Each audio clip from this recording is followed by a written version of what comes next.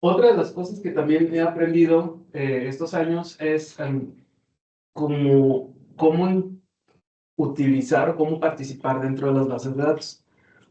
Ustedes sabrán que pues inteligencia artificial tiene que ver con lo que se modela a través de los ejemplos de los experimentos, ¿no? Ya sean, por ejemplo, encuestas, sean fotografías, o sea, todo lo que estamos recopilando para intentar entender un fenómeno de la naturaleza o un fenómeno en general social también podría ser, pues tiene que ver con los datos. Entonces, eh, pues existen distintos niveles de participación. Por ejemplo, usar la base de datos. O sea, si ustedes dicen, ah, yo tengo muchas ganas de trabajar, no sé, es que no se me ocurre nada. Como con qué les interesaría trabajar, así de algo que les interesa, además de videojuegos. O sea, un tipo de... O sea, entiendo que es matemáticas aplicadas, pero pues también es como la vida, ¿no? De que hay más cosas. ¿Qué tipo de temas les podrían interesar? ¿Perdón? La salud. La salud, ok. ¿Otro tema? ¿Acústica? Logística. Logística, ok. ¿Otro tema? Inversión, ok. Economía, finanzas. Hay repositorios, supongo que conocen Kaggle y estos repositorios donde que meten un montón de información, que obviamente hay que ver pues que sea información que esté súper validada, ¿no? Pero pueden ir a revistas como Scientific Data y ahí buscan, pues por ejemplo, si me interesa salud, pues puede haber, no sé, un montón de bases de datos de tomografía, ¿no? O un montón de bases de datos de cuestiones sanguíneas y así. Entonces, nosotros como personas que trabajamos con inteligencia artificial o modelado matemático podemos decir, ah, pues soy una persona curiosa sobre este tema y busco en un buen repositorio que tenga, obviamente, pues ahora sí que haya pasado muchos procesos de validación y sobre todo cuando es trabajo con humanos, que haya pasado por comités de bioética. Y agarro la base de datos y como está pública, pues me pongo a jugar. Es decir, me pongo a conocer esos datos y empezar a investigar qué se ha hecho con esos datos y quizás proponer nuevas formas de modelar. Este sería como este primer nivel, usar la base de datos. Ay, creí que era tela. Ok. Y luego el otro es interacción con los creadores. Es que si ya eres un poco más chismoso, chismosa, pues dices, bueno, voy a ir a investigar como esta persona que hizo estos datos, pues de dónde salieron o por qué los hizo. Y pues ya les escribes el correo y a ver. Si hay disposición de participar, pues ahí también hay un nacimiento de algo más interdisciplinario. Y entonces ya empiezas a interactuar con quien creó los datos. Pero otra visión de hacerlo es que cuando eres así chismoso, chismoso a nivel acaso, es que ya estás trabajando tú en el diseño de los datos. O sea, por ejemplo, yo no soy de química, yo no soy de medicina, pero pues ahí ando. Y entonces me pongo a platicar con las personas con las que colaboro y les digo, no, es que me hizo unos datos horribles, o sea, es que te crees. Y empezamos a dialogar para realmente empezar a hacer una investigación que implique pues esta participación de ambas disciplinas. Es decir, no tiene nada de malo ser usuarios, porque usuarios o usuarias lo que hacemos pues es desarrollar mejores métodos, mejores algoritmos, benchmarks, etcétera, ¿no? Pero a mí me parece que ya desde la parte dialógica de la ciencia, pues está bien interesante empezar a animarnos a salirnos también de esta zona de confort, que a veces es nuestro nicho, y también que las otras personas se salgan de su zona de confort y que sepan pues de qué tratan los datos, ¿no? Porque a veces no se te dan de que 20 imágenes o algo así. Y bueno, pues ya después de esto, ahora sí les voy a hablar de este proyecto, que es un proyecto que me otorgaron de grupo como responsable técnico en 2023 y ya por fin ya se va a cerrar este año en noviembre. Que quiero, porque sí ha sido toda una aventura, pero también ya nunca se ha hecho. ¿De qué trata? Pues trata de esto de las gotas evaporadas. Aquí les estoy poniendo el ejemplo de cómo, por ejemplo, se recolectan los datos experimentales. Ahí tenemos una micropipeta y un portaobjetos. Puede ser agua, medicamentos o sangre, pero puede ser lo que a ustedes se les ocurra, que es una muestra acuosa. Las gotas se evaporan en condiciones controladas. O sea, se tiene humedad relativa controlada, temperatura controlada, bueno, ahí está todo controlado para que se pueda reproducir el experimento. Una vez que el depósito queda, es decir, la gota queda seca, se hace pues se hace la microscopía, entonces te llevan unas gotitas y salen ahí en el microscopio cosas. Dependiendo del microscopio óptico, ¿verdad? Porque hay de distintos aumentos, distintas fashions, ¿no? Y una vez que ya se recopilan esas, o sea, cada gotita te da una imagen, ¿no? Ya que se recopilan, por ejemplo, esta sería una imagen de un núcleo de una gota de Viscum alum en microscopía de campo oscuro. Viscum alum es un muérdago que nace en Suiza, con el cual hacen medicamentos para el sistema inmune, para la gripe, para el cáncer, etc. Entonces, ya que se tiene esto, pues se hace un análisis de patrones. Yo aquí les puse una forma de redes neuronales convolucionales, y de tal forma que, por ejemplo, si tenemos a 600 gotas, ¿cómo descubrir los patrones que están en esas 600 gotas? Y aquí les pongo estos clústeres que se hicieron. Ahorita voy a hablar un poquito más de eso. Entonces, lo que queremos, o por qué se justifica este tipo de cosas, es porque los métodos tradicionales para analizar esas muestras acuosas tienen que ver con métodos que son muy buenos, pero son muy caros, como la espectroscopía o cromatografías, incluso a veces no se por inspección visual, pero pues eso ya no. Entonces, nosotros buscamos que lo que se hace con este tipo de métodos se haga con métodos que son de microscopía óptica. Entonces, esos no nos gustan y la microscopía óptica sí nos gusta. Entonces, básicamente lo que buscamos es que, o sea, que el sensor no sea un límite, una limitante. Y entonces aquí ya les voy a hablar de algunas publicaciones que han salido con ella. A ella la conocí así, o sea, de verdad que estuvo súper loco. ¿Ustedes conocen ResearchGate? O ese tipo de cosas no, ya pasaron así como menos para los tíos. Porque, bueno, era como 2017, no, era como 2016. Y yo había visto también por unas cuestiones de arte que en Alemania estaban evaporando gotas para sacar imágenes artísticas. Entonces dije, ay, ¿quién está haciendo investigación con gotas evaporadas, pero que sea como investigación no de arte, sino pues en cuestiones científicas? Entonces encuentro a esta investigadora que acaba de terminar su doctorado y trabajaba con fertilizantes y gotas secas de fertilizantes y otra cosa así. Y la encontré en el ResearchGate y dije, ay, capaz que me contesta el DM. Y ya, hola, fíjate que, ¿qué tal? ¿Te gustaría hacer algo con visión por computador? Todavía no estaba tan en auge la IA, o sea, era como 2015. Al año me responde. Ay, sí, estaría súper padre. Sí, sí, estaría súper padre. Le digo, excelente. ¿Cuándo nos reunimos? ¿Cuándo hacemos un meet o algo así, no? A los 2 años me responde. Me dice, oye, fíjate que pues no encontraba trabajo, me cambié de allá para acá y dije, por ahorita ya estoy acá en Suiza. Ahora sí platicamos. El caso es que dije, ah, perfecto, pues yo bien emocionado, me va a hablar de su técnica, de los datos, no sé cuánto. Quería que le ayudara a usar un plugin de ImageJ. Y yo me quedé así. O sea, ¿conocen ImageJ? Es una herramienta que usan mucho, tampoco la conocía hasta que la conocí a ella. Es la pueden bajar, así es gratuita, pero la usan, o sea, es como todo el mundo en biología, materiales, o sea, les encanta el ImageJ, pero es una herramienta, pues, que sí está chida, pero sí está bien limitada, ¿no? Entonces, pues yo no la había usado y ella creía que yo le iba a enseñar a usar ImageJ. El caso es que ahí tuvimos nuestra discusión, como que no quedamos muy bien, pero luego pues dijimos, bueno, vamos a darle una oportunidad. Y entonces ya empezamos así como que a ver, vamos a hacerlo poco a poco. Eso fue como en 2017. Ya por ahí bueno, este proyecto empezó en 2023, pero realmente bien empezamos a trabajar en 2021, yo creo. Y ya empezaron a salir otros. Imagínense, o sea, pues les digo desde eso, desde el ResearchGate. Entonces, este fue nuestro primer artículo juntos, fue la aplicación de Deep Learning a el análisis de patrones de gotas secas de Viscum alum. Ahorita les voy a hablar un poquito más de eso, pero me gusta poner los rostros de las personas y las investigaciones como para ir contando la historia, pues de cómo se armó, ¿no? Luego que hicimos ese Deep Learning Applied, ese era una semi-supervisado. Era un aprendizaje semi-supervisado que diseñamos.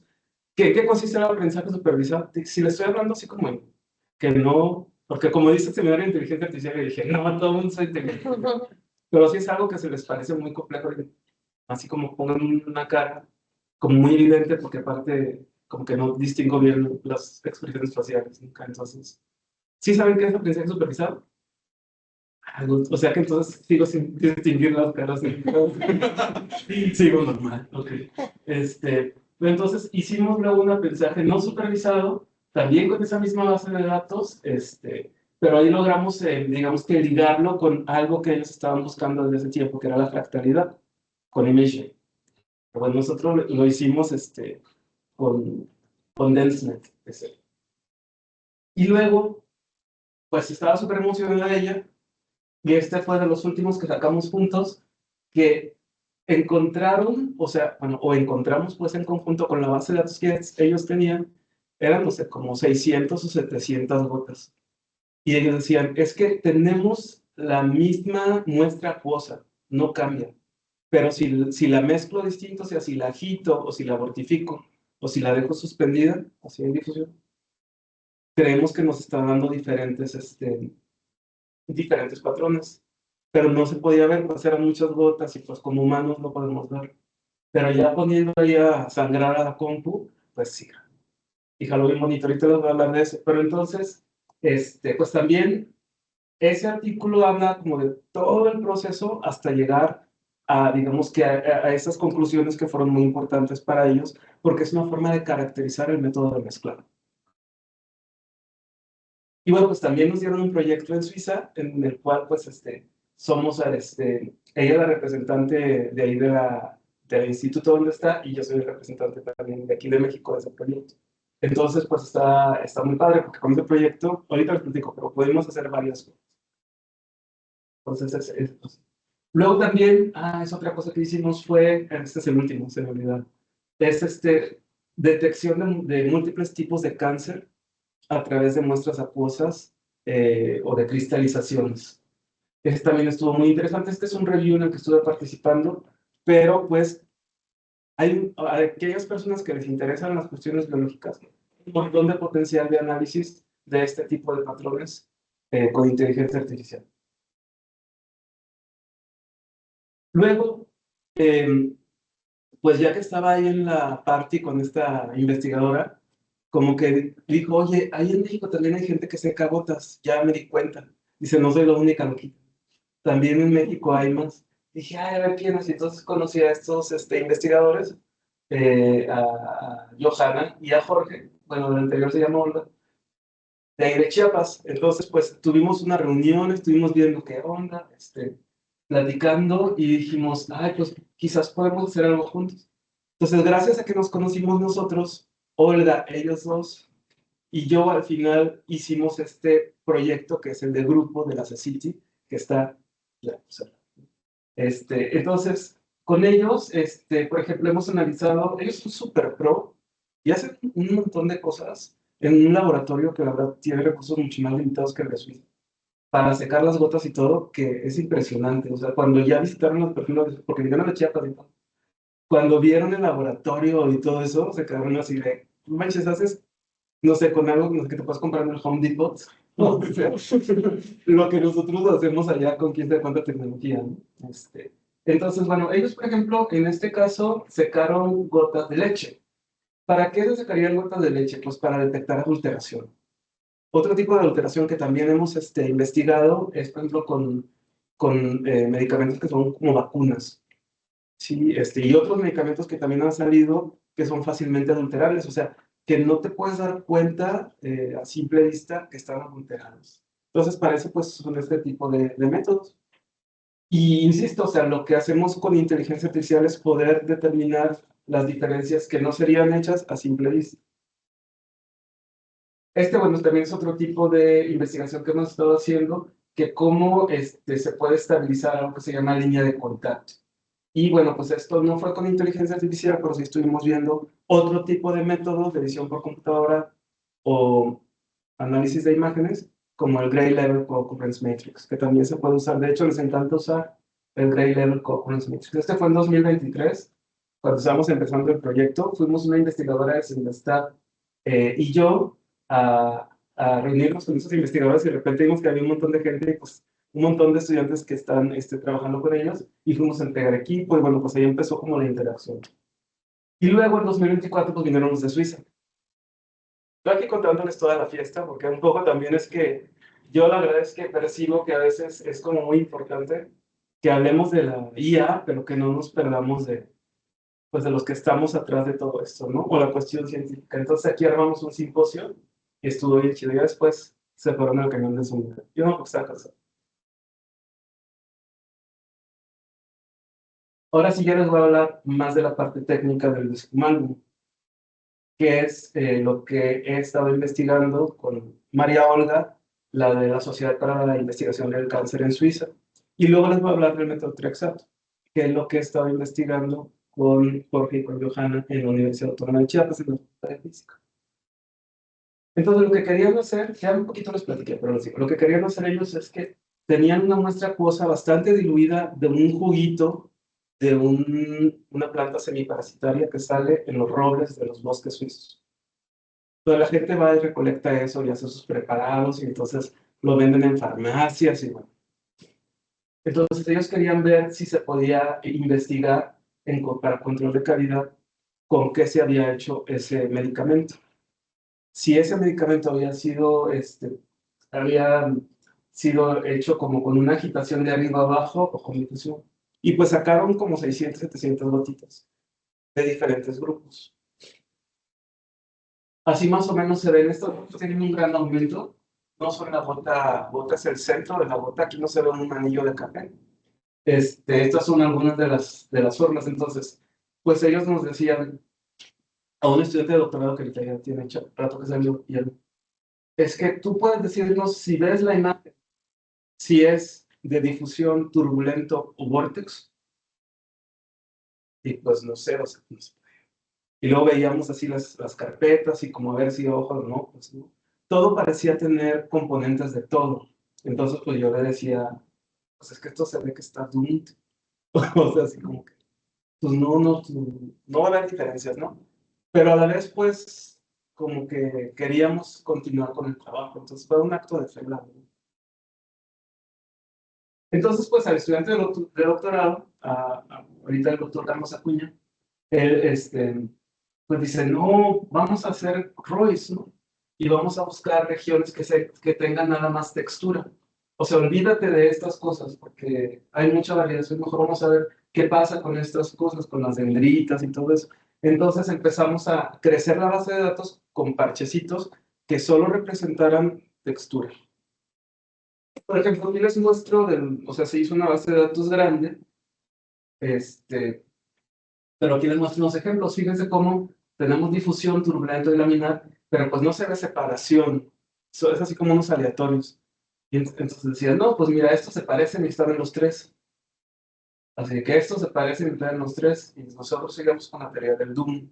O sea, de que esto pues, no va a jalar, Mario. Pero pues también el Carlos era de que no, ¿cómo no? Sí, jala. Entonces empezamos a ver que pudiera haber otras formas de codificar los datos.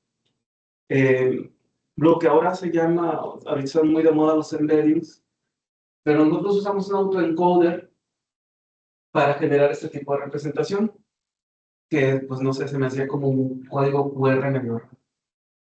Pero hagan de cuenta que lo que queríamos hacer primero era generar datos sintéticos.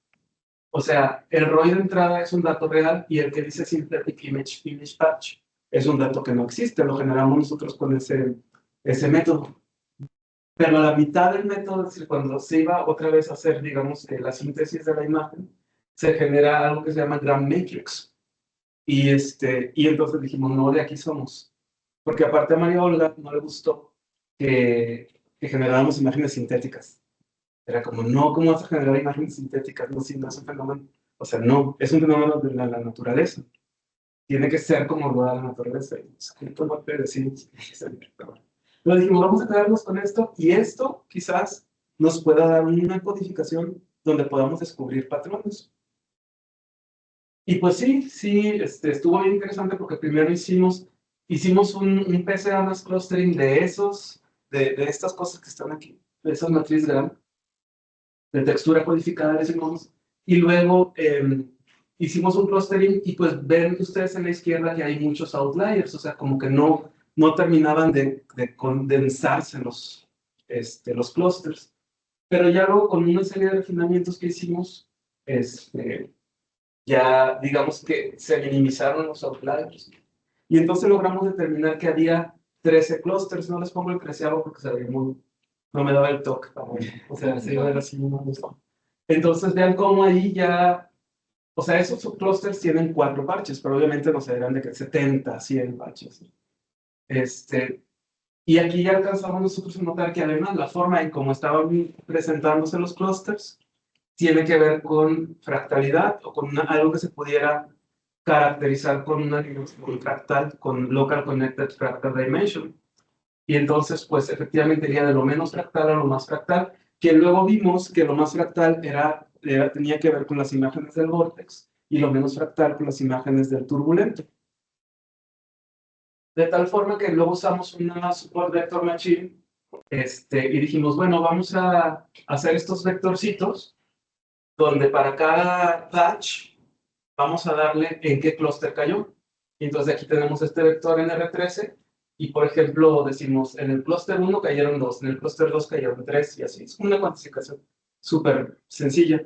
Pero justo con eso sí pudimos ver que primero, pues que ya había diferencias estadísticamente significativas, que es algo que a ellos les encanta. Yo me di cuenta, yo no había visto nada de pruebas de hipótesis desde que estábamos en la carrera o algo así.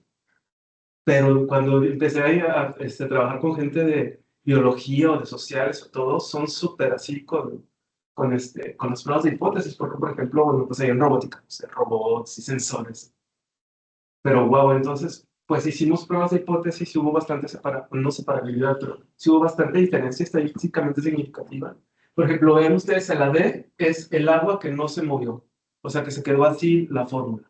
Ahí la dejaron, no la quitaron, no la movieron. Entonces quedan así esos vectores. Cada columna que ven ahí es uno de estos vectorcitos en R13, que está como un mapa de tonos de gris. Y luego la que es el turbulento tiene como una mayor variación arriba y abajo. El turbulento lo ponían en una máquina y hace. Y luego el laminar es no mortificado. Entonces el mortificado es el que tendía a tener como más hacia arriba la parte, este, la parte que es más fractal, o que determinamos que era más fractal. Entonces, bueno, utilizamos un support vector machine y logramos obtener pues buena separabilidad, no sé, un 70 o un 80%, en una base de datos que estaba dentro. Y eso fue de las cosas que estuvimos publicando. Este fue ya el último artículo. Ahorita continuamos trabajando porque ya somos súper amigos. Ahí, incluso el mismo estudiante, que ya no es estudiante, que ya sabe, ahorita está trabajando como profesor, está en el TEC de Monterrey. Pues también estamos súper metidos ahora con estas imágenes. También hay un grupo de investigación, pero son de plasma sanguíneo y de suero sanguíneo. Y ahora ya Olga es súper aplicada y nos da los datos ahora sí súper bien. O sea, ya hicimos un diseño experimental juntos y ya tenemos esta base de datos. Y apenas vamos a empezar a analizar. Ya casi termino, ¿eh? Ahora les voy a hablar del metotrexato, que es un medicamento que se utiliza en tratamientos para el cáncer y para otras enfermedades.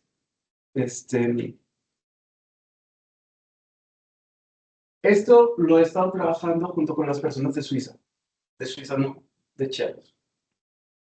Y bueno, pues ellos lo que querían ver es si se podía detectar de alguna manera con muy poquitos datos, porque ellos nos dan de que 30 votos, te dan 30 imágenes. Dicen, a ver, con esto, dime si hay diferencias entre un control.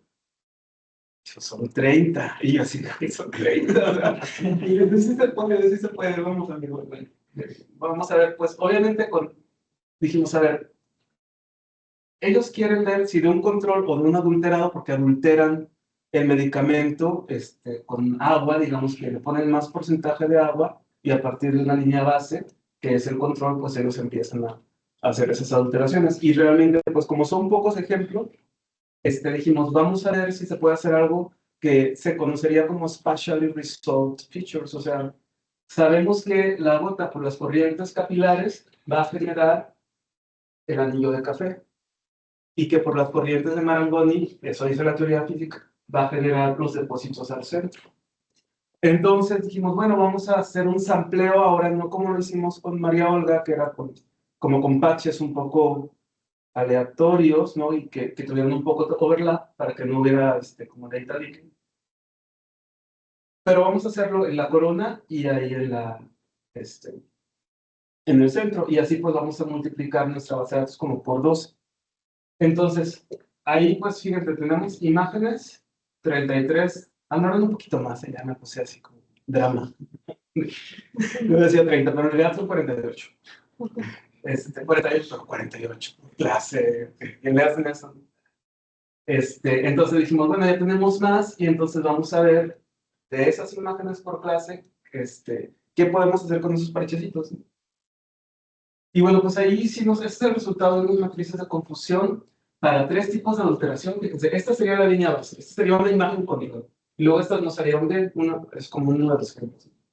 Las demás sí las reconocemos. Todas son testing. Esta es de 40%, tenemos del 60% y del 80%. Realmente sí se ven cambios, pero no son suficientes como para entrenar, a menos que hagamos todo este numerito. Entonces, vean que, bueno, la matriz de confusión es una matriz de confusión acumulada. No me acuerdo si se fue acumulada.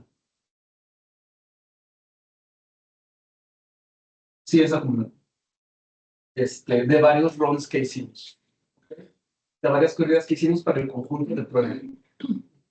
O sea, agarramos el 20% de esos 960 como prueba, el 70% como aprendizaje, como training y el 10% como validación. Y lo hicimos 10 veces. Y esos fueron los resultados que obtuvimos con esta forma, digamos, de intentar generar más datos. Y bueno, pues hemos sacado un montón de métricas, performance metrics per run, que ahí tenemos las 10 corridas distintas para cada una de las, de las condiciones, ¿no? Versus el control. Y pues sí vemos que o sea, sí se muestra, por ejemplo, que cuando está más adulterada, pues hay una tendencia a que mejore el reconocimiento. Aquí les muestro también, por ejemplo, ese sería, fíjense, para el water content 80%, que sería como la más adulterada. Las de arriba son 10 gotas. Estas son parches de 10 gotas, bueno, de 9, perdón, de la 1 al 9. Y yo, por ejemplo, que una gota que de plano no la... Los otros parches, pues bajarían mucho esa corrida, que esa sería la primera corrida. Y las de abajo son todas las del control. Entonces, pues de repente sí se pueden parecer algunas gotas a las del control. O sea, por más que quieran hacer las cosas reproducibles en el experimento físico, pues no es perfecto, ¿no? Puede que no sean reproducibles los patrones. Y además, esta base de datos, lo que sí yo les dije, bueno, si me vas a dar 30, que en realidad eran 48. Dije, si me vas a dar poquitas, dame las feas. Digo, para que al menos pues tenga sentido el ver inteligencia artificial. Porque si las haces todas súper diferenciadas, pues también qué caso tendría pues matar moscas acá en el mazo. Este es con un 60% de water content.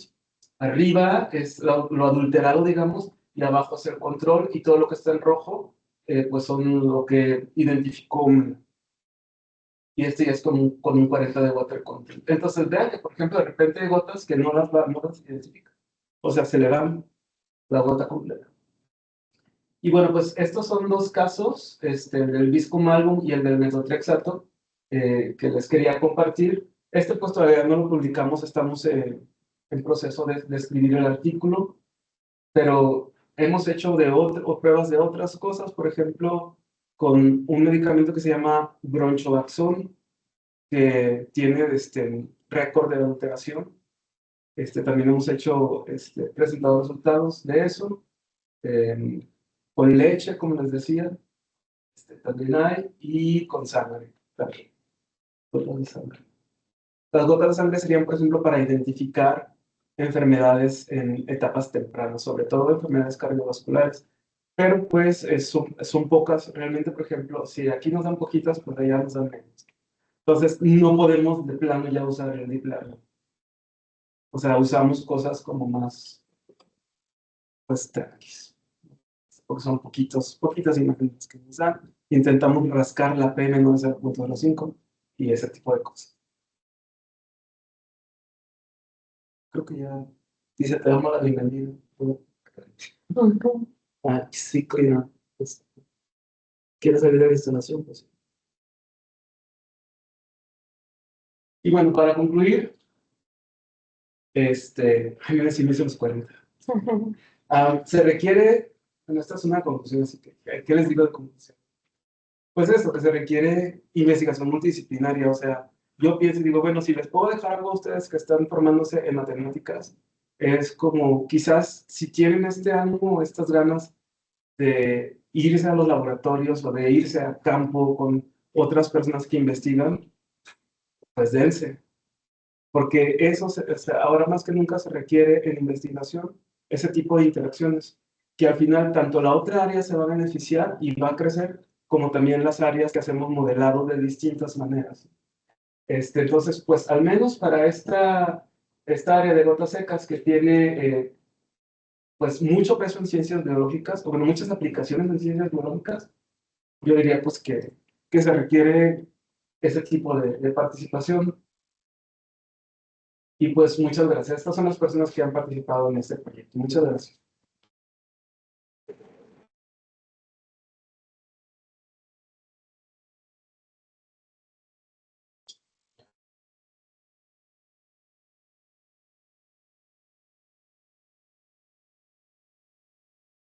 ¿Te diste cuenta de todo el campo de investigación que ves detrás de eso y cuál fue tu interés por explorarlo? Me di cuenta hasta que empecé a interactuar con María Olga. O sea, realmente mi interés era el arte. Ese era mi interés, porque decía, no manches, están bien padres estas gotas, cuando vi lo de la universidad en Alemania. Y dije, bueno, desde ahí eso me llevó a tener una curiosidad de qué pasaba con eso, porque yo no tenía mucho, fíjense, yo estando en Simvestab, que tenemos ahí materiales, cerámica, metalurgia, y que hay un montón de equipo de microscopía, que ahora ya conozco porque ya, pues ya, esto fue un detonante también para mi carrera. Pues no, como que no me llamaba la atención. Yo andaba en otras cosas. No, robots. Localización de cámaras, andaba en eso. Pero pues esta cuestión artística me lleva al ResearchGate, que luego me contesta Mariola como 2 años después y así, hasta que ya se establece la comunicación. Y gracias a ella dije, esto está bien interesante. Pero fue desde la interacción. O sea, la curiosidad me surgió por la interacción humana, porque además de que estuvimos trabajando en una tesis de maestría, ya cuando iba a concluir esa tesis, yo y ese estudiante de maestría, en ese momento viajamos a Suiza y ya conocimos el laboratorio, conocimos la gente, y entonces como que ya se armó, y luego llegaron los de Chiapas, y por ejemplo ahorita también tenemos ya muy, digamos, como una buena comunicación e intercambios científicos sobre ciertos temas con una investigadora de la India que está en Japón. Entonces ella también ya es como, entonces, ¿cómo te llamas? Héctor. Héctor, pues yo diría que no sé cómo llegué, pero, o sea, no es así de que, a ver, voy a investigar, o me fui al Web Science y que hice una metodología. Fue un poco más como feral el asunto, o sea, lo sabrá. Quizás no es la mejor forma de responder una pregunta, pero es lo que pasó. Es lo que- ¿Alguien iba a decir algo también, señorita? ¿Usted? ¿Cómo que escuché que dijo algo? Pero de hecho, me dio interés lo del estudio de gotas secas en cuanto al área de cáncer. Respecto al estudio, hicieron solamente el estudio de las gotas secas en células que ya contenían o en muestras que ya contenían células cancerígenas, o también lograron identificar patrones, digamos, muestras donde todavía no había evidencia objetiva de que ya hubiera presencia de Ese estudio es un metaanálisis. O sea, se hizo investigación para determinar qué tanto se empiezan a utilizar técnicas de secado, no nada más de gotas, sino secado de fluidos en general. Por ejemplo, hay otras que son cristalizaciones que ponen en cajas de Petri, pum, se empieza a cristalizar. Entonces tiene que ver con que se va secando algo y se queda un registro. Entonces, eso fue un metaanálisis, es decir, una revisión rigurosa de los métodos que se utilizaron o que se han utilizado para intentar hacer esa detección o pues, diagnóstico de cáncer con fluidos corporales. Entonces, sí, son puras investigaciones que se estudiaron, que ya están validadas en ese sentido. No te podría decir que sí es nada más la célula, o sea, son como que son distintas bases de datos. Pero bueno, insisto, ahí si tienes más interés, pues te puedo enviar el metaanálisis para que busques cuestiones de cristalización y cosas así, que estaría interesante. Lo que determinamos de mi participación fue más en hacer una discusión sobre las implicaciones que esto tiene en inteligencia artificial. Sí, pero pues sí se le ve un potencial ya al método de multicáncer, o sea, varios tipos de cáncer. Ujú. eh, de la sangre o estos también vieron de los medicamentos adulterados. El hecho de que sea con gotas secas y la metodología que hacen para que esté es muchísimo más barato que equipo pues, más avanzado, incluso por ejemplo en la sangre, pues ya muchas cosas. Es un análisis, no sé cómo se llaman aquí, a comparación de también de técnicas de la gente, o cuáles son las ventajas. Vamos a ver, lo que ya se puede hacer, hay el tipo de microscopía que les puse un corazoncito así, tipo Sailor Moon cada vuelta. Ese tipo de microscopía es microscopía óptica, y no sé, un microscopio de esos te sale en 40,000 pesos, que realmente pues es súper barato, comparado con los que pueden ser de 1 millón de pesos de electrónico de barrido y cosas así. Entonces la microscopía óptica es como la más, pues es el microscopio, los lentes, lo básico, ¿no? La luz, ¿no? Entonces, hay muchas enfermedades que se pueden diagnosticar con esa, por ejemplo, conteo de células y cosas así. Se puede hacer con microscopía óptica. Lo que nosotros buscamos con esto es que cosas que no se pueden analizar con microscopía óptica, por el tipo de fluido, por el tipo de muestra, que se analizarían con espectroscopía, con cromatografías, con otras cosas que sí son mucho más caras y que se requieren equipos mucho más sofisticados, intentar decir, ay, ¿qué tal si buscamos formas de usar microscopios ópticos? En ese sentido es que es como más económico, ¿no? Lo que sí es una data, y yo ahí siempre digo, es que todo está muy bien, pero esto como que no me termina de encantar, es que la persona tiene que ser súper buena para echarlo así. Y se requiere bastante entrenamiento y luego, dependiendo del fluido, se tendría que secar, no sé, se lleva 3 horas y en condiciones bien controladas, aunque sea las del Home Depot, con cajas así de zapatos y todo. Puedes estar a un día. Entonces, tiene como sus pros y sus contras. Y que además no es así de que diga, ay, voy a investigar la sangre y entonces la voy a poner a secar. No, hombre, o sea, sí hay un montón de investigación para ver cuáles pueden ser agentes estabilizantes. O sea, hay investigación en cuestiones de física y de biomédicas para utilizar ciertos agentes. Por ejemplo, a veces le ponen un poquito de sales, ¿no? Para que cristalice. Y entonces a veces es cuánto porcentaje le pones de sal, cuánto de agua, cuánto no sé qué. O a veces ceroalbúmina, bobina, o sea, cosas que yo ni sabía que existían. Ahorita ya las termino comprando. O sea, esas de ¿ahora qué le vas a meter?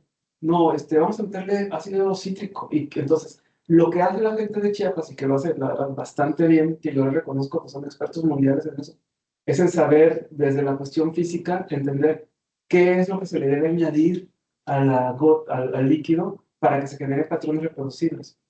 Entonces, todo eso, pues, es un versus. ¿Tú no estabas en física o algo así? ¿Conoces a David? Ah, es que yo como que te ubico así como de alguna conferencia física. O no sé, pero bueno. Una vez Ah, entonces te entrevisté.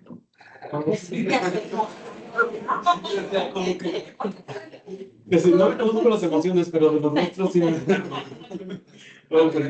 Ah, pues mira, qué bueno que andan por acá. ¿Alguien más? No sé si tenemos tiempo con esto. Sí, sí, sí. ¿Alguien más?